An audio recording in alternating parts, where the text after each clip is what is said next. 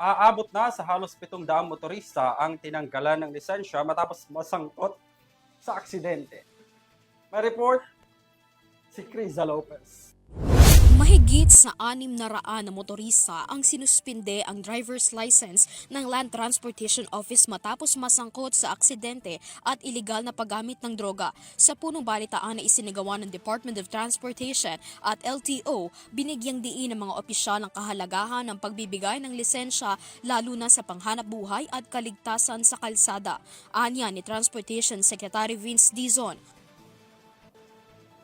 Kaya yung pagbigay sa iyo ng lisensya na ginagamit mo para sa kabuhayan mo, para kumita ka, pribilehiyo yan.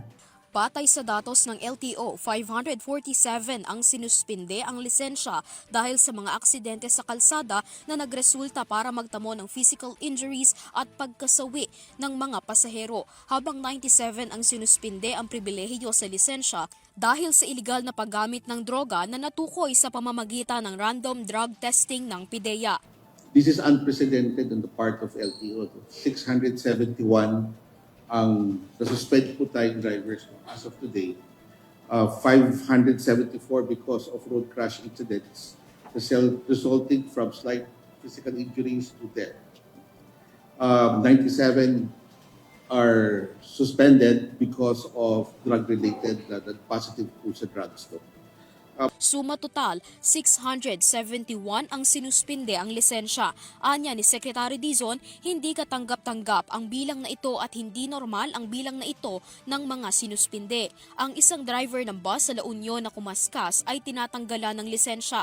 Ibig sabihin ay hindi na siya pinapahintulutan na magmaneho. Sa pagbabahagi ni Dizon, hindi lamang isang beses na nahuli ang driver ng bus, kaya't pinadala ng DOTR at LTO ng show cause order ang kumpanya ng bus para hinga ng paliwanag kung bakit tinotolerate ang ganitong mga gawi sa kalsada.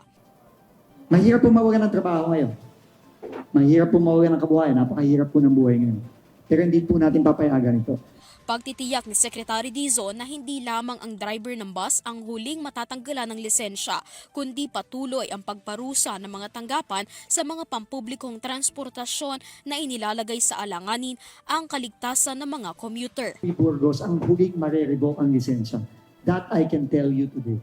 He will not be the last. In the next few days, in the next few weeks, there will be more of these undisciplined drivers that will be losing their licenses.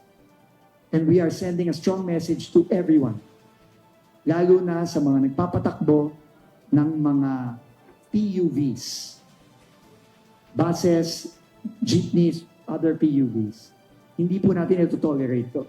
At sa mga nagmamaneho ngayon, tuminutino na po kayo kung ayaw niyong mawalan ng kabuhayan. Para sa EuroTV News, Criza Lopez, sumasaludo sa bawat Pilipino.